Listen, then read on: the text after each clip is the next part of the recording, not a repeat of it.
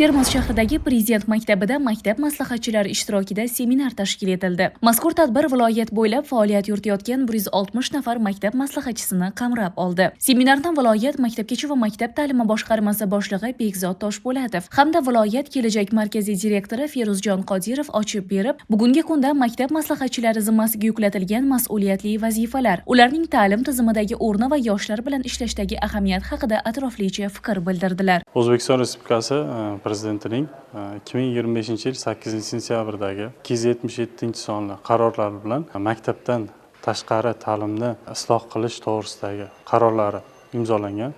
Ushbu qaror bilan umumta'lim maktablarida maktab maslahatchisi lavozimi joriy qilindi. Bugun Surxondaryo viloyatida 160 nafar maktab maslahatchilariga maxsus sertifikatlar topshirildi. Maktab maslahatchisi o'sha yuqori sinf o'quvchilarini esse yozishga o'rgatishadi va ularning portfoliyosini shakllantirib, qiziqishlariga qarab xalqaro top oliygohlarga yo'nalish berib borishadi va hujjat topshirish jarayonlarida to'g'ridan-to'g'ri ularga kamarbasta bo'lib yordam berib borishadi. Tadbir davomida ishtirokchilarga maktab maslahatchisi lavozimi doirasida amalga oshirilayotgan ishlarning mazmun-mohiyati, ushbu tizimning joriy etilishidan ko'zlangan asosiy maqsadlari haqida batafsil ma'lumotlar berildi. Xususan, o'quvchilarning qiziqishlari va iste'dodlarini aniqlash, ularni qo'llab-quvvatlash hamda har tomonlama rivojlantirishga qaratilgan mexanizmlar muhokama markazida bo'ldi. Termiz shahridagi 26-umumiy o'rta ta'lim maktabiga maktab maslahatchisi lavozimiga tayinlandim. Bilamizki, maktab maslahatchisi lavozimi bu yangi lavozim, ammo prezidentimiz tomonidan juda katta ishonch va imkoniyat berilayotgan lavozim deb bilaman. Maslahatchi lavozim haqida qisqacha ma'lumot beradigan bo'lsam, asosan maslahatchining vazifasi o'quvchi yoshlar ichida maktabdan tashqari ta'limni rivojlantirish, xalqaro top universitetlarga o'quvchilarni to'g'ri yo'naltirish, o'quvchilar bilan alohida to'garaklar tashkil qilib ishlash, ularni qobiliyatlari, ichki imkoniyatlari, qiziqishlaridan kelib chiqib, ular xohlagan kasb-hunarga yo'naltirish, til o'rganishlariga o'z ustida ishlab, mustaqil yutuq mutaxassis sifatida rivojlanishlari uchun maslahatchi doimiy faol bo'lib ishlashi kerak.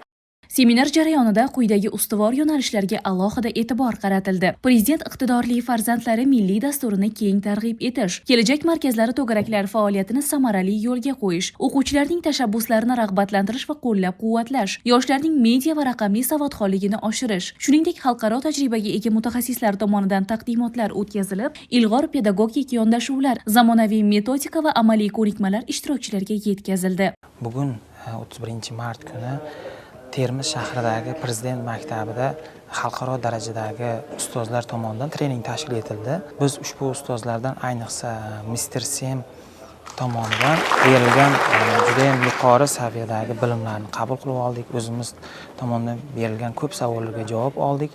Nasib kelajakda prezidentimizga tayanch vazifasida juda ham yuqori natijalarga erishishga va'da beramiz. Biz mana shu Mr. Semdan bilib oldikki, hozirgi zamonda raqobatbardosh yoshlarni tayyorlashda juda ham ko'p tillarni bilish va o'zini jamiyatga tayyorlab borish, jamiyatimizga foydali bo'ladigan juda ham ko'p sohalarga tayyorlash qanaqa bo'lishini o'rganib oldik. Seminar yakunida barcha ishtirokchilarga ularning faoliyatini samarali tashkil etishga xizmat qiluvchi tavsiyanomalar topshirildi. Mazkur tadbir maktab maslahatchilarining kasbiy salohiyatini oshirish, ularning faoliyatini yanada takomillashtirish hamda yoshlar bilan ishlash tizimini mustahkamlashda muhim ahamiyat kasb etadi.